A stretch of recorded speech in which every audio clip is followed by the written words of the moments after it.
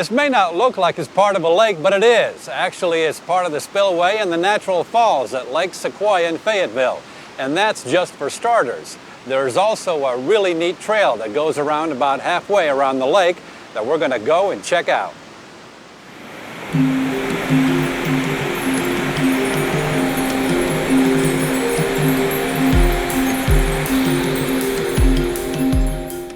Lake Sequoyah, just east of Fayetteville off Highway 16, is actually a part of the city's park system.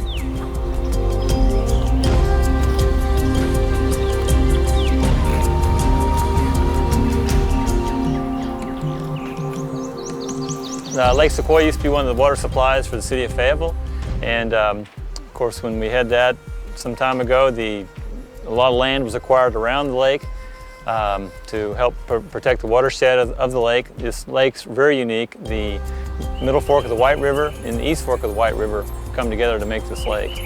And I'm looking at a topo map, and I was a scoutmaster for the scout troop for quite a few years, and saw a lot of opportunity out here to put a trail. The idea of circling the lake with a trail, same way as we have a trail around Lake Wilson and a trail all the way around Lake Fayetteville. There have been 10 different scouts that have done their Eagle projects out here, everything from building a kiosk to building bridges to building trail. And the intent is to circle the whole lake. The problem is you need probably 3 bridges to do that because of the rivers that come into it and go out of it. But we've been, right now there's probably about 4 or 5 miles of trail that falls along the rivers, mainly on the east side of the lake and on the north side of the river, and the Kingfisher Trail and the Rookery Trail.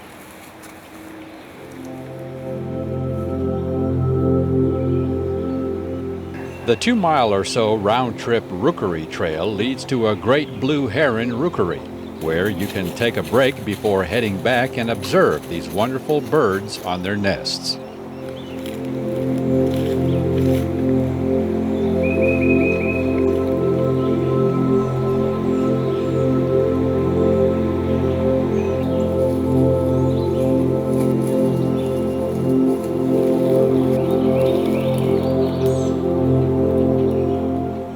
Along with great blue herons, there are also great egrets here at Lake Sequoyah.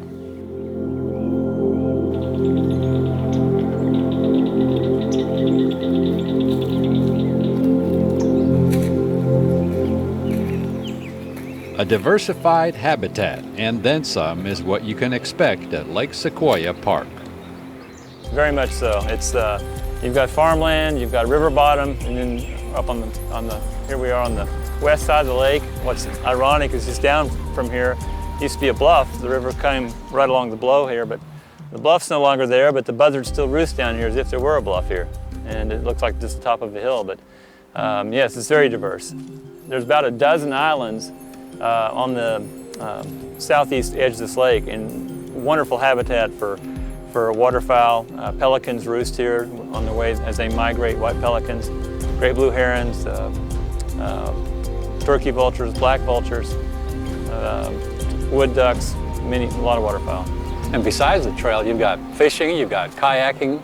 Yes, it's and the beauty of it is it's 5 minutes from Fayetteville. Actually the whole lake is inside the city of Fayetteville city limits, and considered parkland.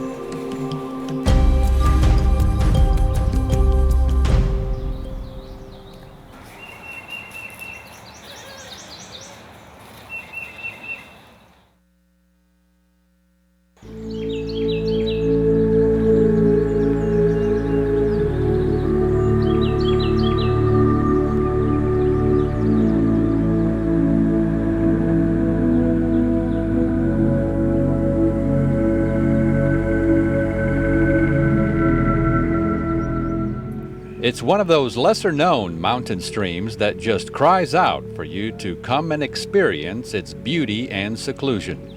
Osage Creek, southeast of Berryville.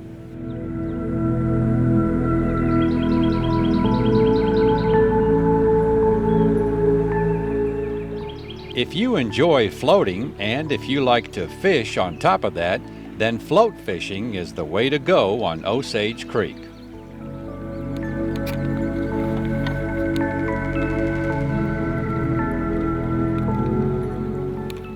We teamed up with one of the top float fishermen around who knows the back streams of Arkansas like practically no one else, our old friend Dennis Whiteside.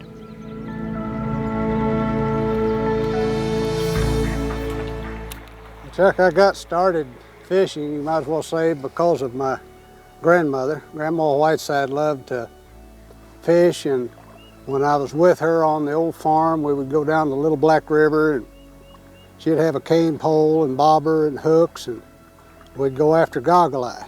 And I just fell in love with it. Of course, part of it too was Grandma would always brag on me, you know, about how good a fisherman I was. And she'd dump coffee grounds out under the back porch, and that's where the worms would be. And my job would be mainly to dig up the worms and catch grasshoppers on the path and other important duties like that. But Grandma, I've just got to say, taught me to love the rivers and the water and to value the fish, actually, because we would eat them. It was a big deal. If I brought home a stringer full of fish on a baling twine stringer, she'd clean them, we'd eat them, and I'd done something. You know, at the age of 6 and 7 and 8, 10 years of age. So that was a worthy thing for me. It was something that taught me that I was of value even at that age. Sometimes it's hard to feel like that you can actually do something, but I could catch fish, and Grandma would brag on me. And so I think that was in part of the reason why I love to float fish on streams. I grew up in southeast Missouri and came to Arkansas in the 70s and worked for Arkansas State Parks, and naturally a part of what I did was travel the state, and there were just lots and lots of streams. And I grew up with the Norton Larry Dablewant's family, and his dad and Grandpa made john boats, and when he and I were in college at the University of Missouri, we built a john boat and I used it and literally wore it out fishing. And then I got an old Washita canoe and wore it out, and then I bought a Grumman canoe, one of the big 19.5 footers, and there's very few, if any, streams in Arkansas that I haven't floated and fished. I mean, even the tiny ones, such as the Osage Creek here.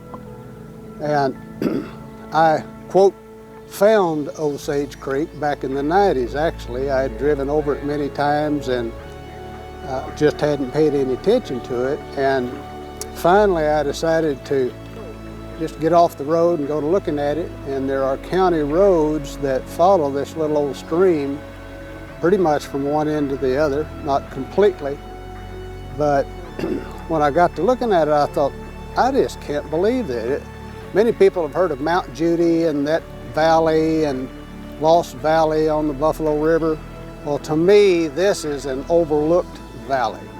The Osage Creek Valley begins actually on the west-facing slope of Gaither Mountain, actually right across the creek, or ridge top, from the little branch that goes to Hemmed In Hollow on the Buffalo River, and flows into the Kings River right under the bridge at Highway 62 in between Berryville and Eureka Springs. And I would say there's probably 6 different one-day float trips on that stream. I think it gets some recognition on the upper end of it for whitewater fishing or whitewater canoeing and kayaking, but the portions of the stream that I'm most familiar with are down here lower on the river from Rule, on where it crosses Highway 21 south of Berryville and further on down the stream. And it's private property on the banks and the stream banks here, but of course the water is public property. Landowners, I know some of them. I've never met a bad one. Treat the land with respect their property. Don't be bothering their cattle and don't be tearing their fences down and so forth. But I have caught lots and lots of fish on this little old stream. I don't fish it anymore because I live in Missouri now. But I would say if you love the smallmouth fish, want privacy, if you want to get away from the hoop and holler crowd that you find on a lot of the streams, this is a place to go. It does not have a canoe rental on it per se. There are very few, quote, public accesses, nothing developed by the Conservation Department, though I think there should be. But if, with a little effort and a little work, you can definitely get out here on this stream and make a day float, see beautiful things. Lover's Leap Bluff is one of the most scenic bluffs that I've ever seen anywhere in Arkansas, Missouri, anywhere in the Ozarks or the Ouachita Mountains.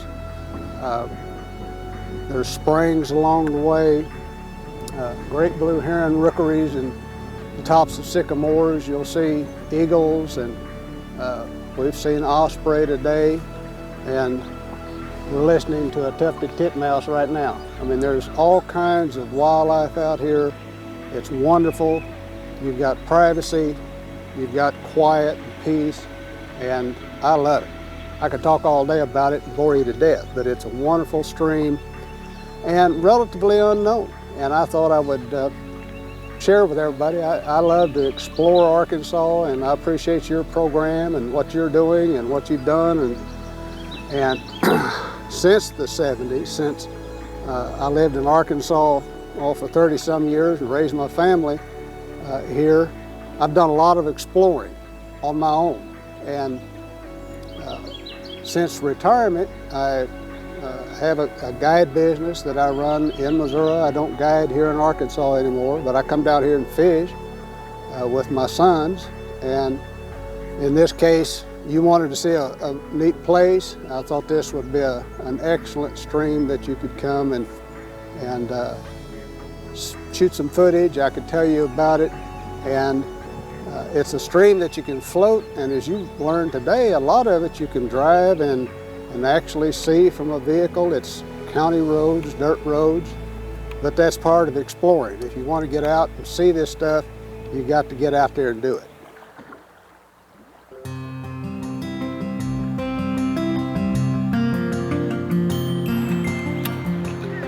It wasn't long before we caught our first smallmouth bass. People called them black bass, brownie, bronzeback. Largemouth bass and Kentucky bass were called lineside bass, but they're little fighters, beautiful fish.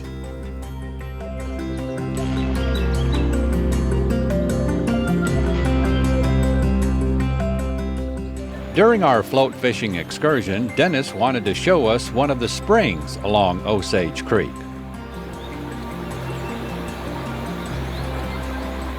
I've always loved springs, and they're increasingly hard to find, honestly, because groundwater is lowering, and we've had recent rains, and I knew folks would love to see this little spring that feeds the stream and the clear water. I grew up with them as a child. We drank out of them. Today they don't recommend doing that. Springs represent the karst topography of the Ozarks here, and essentially what that means is the limestone that's in these bluffs and underground are continually in solution, and so that's what makes the caverns and the sinkholes, and hopefully if there's plenty of groundwater you have these springs. I love this particular little spot. It's an access point on the stream where you can actually make a float trip, and if you wanted to camp out here, you could get this water and boil it and drink it, and it'd be just fine.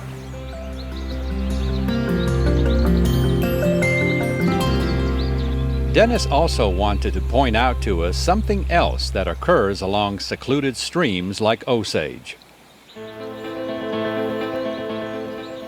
There's a couch, someone left it here, someone burned it, and I'm sure before long it'll be off in the river. To me, with the beauty that has been shown in this film clip today of Osage Creek, to actually have something like that out here is criminal. It's sad. It bothers me that people would actually do this. As a float fishing guide, I take a lot of people on streams in the Ozarks from Kansas and Alabama. They won't litter. And they see stuff like this and they say, what are people thinking? The point is, people are not thinking. I'll assure you this is somebody local. They leave it here. They think it's okay for it to be here. Nobody, quote, owns this. So we'll just leave our trash here, and the next thing you know, you have a dump right here in this absolutely beautiful spot. I would encourage people to not do that. The Arkansas Game and Fish Commission has a wonderful program called the Stream Team, and people are adopting streams and cleaning up the litter. To my knowledge, there's not one here on Osage Creek. The little towns of Berryville and Green Forest could easily do that. And I encourage, if you're a teacher and you'd like to get your kids involved with learning about the outdoors, getting closer to nature, here's a spring. You could study the aquatic life in this spring all day long and not see it all. And while you're here, you could be picking up the trash over here. I don't necessarily blame people for doing this, but to me it's a shame that we're doing this littering. And one of my favorite quotes of all time is Aldo Leopold. He wrote the Sand County Almanac. He said, "We consider land a commodity that we own. When we learn to see land as a community in which we belong, then we'll learn to love and respect it." And if you think about that, he said that in 1930s. This is near 100 years later. He was a visionary. I can't see anything to argue with him.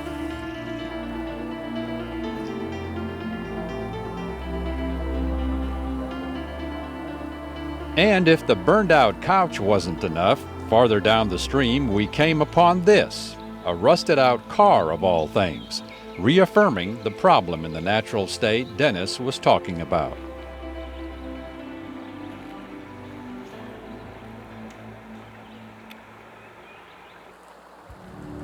And so, after a half day of float fishing, which went by way too fast, we approached our takeout point.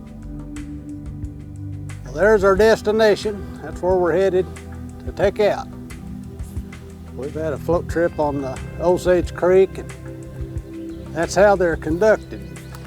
Take your canoe and hopefully a buddy that's got a vehicle, and you put in at point A and float for half a day, whatever you're going to do, and leave a vehicle that you take out and load up there, and everybody goes home. You can take the Lower Atlas or any good map system and find these little old streams. Osage Creek's on there, others. And if you look, you may have to do a little bit of scouting as you go, but you can find the places to put in and take out. How long does it take? Well, I would say a 5 or 6 mile float is a good day trip with normal water. And if you don't know, just send me an email. You can find my email address on my website, DennisWhiteside.com. I'll tell you how long it's going to take. And if you make a real good sandwich, I may go with you.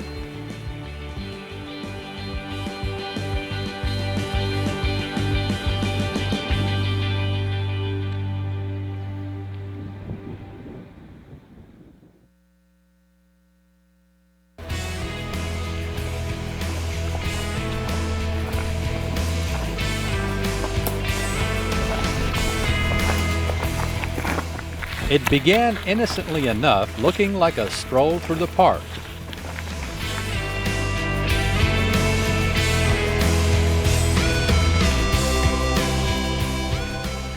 About halfway into the hike at 1 mile after leaving a four-wheeler road is when things started to go downhill, literally. Without a path, bushwhacking was in order as we made our way down a huge drainage into a canyon.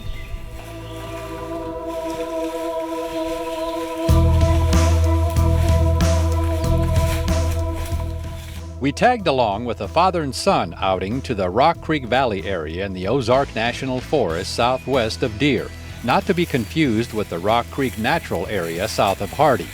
John Moore and his son Grant, along with an older son, have been doing this sort of thing ever since his boys were in elementary school.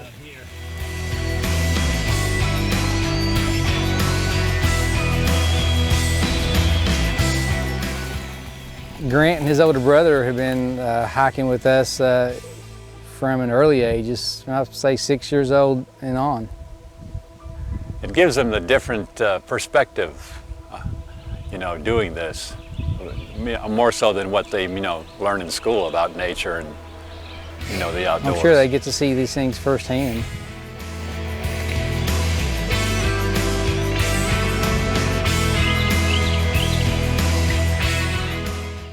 I guess it was better sitting around. He asked me if I wanted to come one time, so I rode along.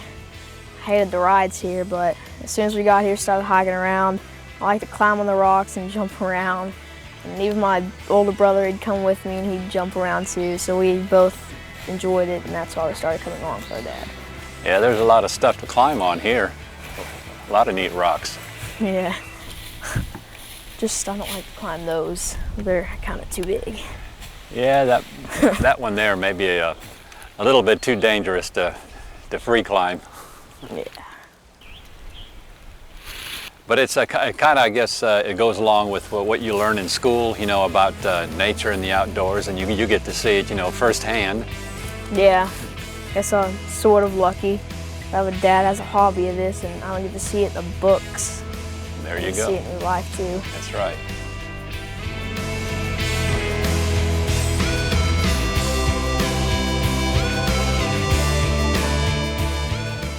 The area that Moore and his son took us is called the Middle Bloyd Sandstone because it's in the middle of the Bloyd geological formation in the northwest Arkansas Ozarks, which includes the nearby Pedestal Rocks Scenic Area.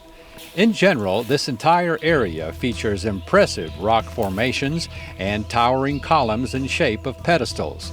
Some of the formations, we'll call them stack rocks, look like they were indeed stacked on top of one another.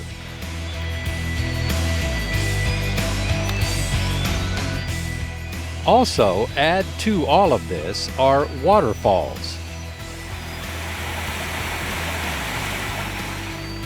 John Moore's exploring interests began with his love for taking pictures in the outdoors. Right, I got the photography bug, and about the same time I took up hiking, and I just started finding places in the outdoors that looked like it might be good for some good photography. Like this sandstone column over here. You've been back here more than once or Yeah, twice. I think this is my 4th trip into the area. And you say every time you manage to find something else, something different. Oh sure, yeah, I never hike the same exact route twice, so there's always something new to take a picture of.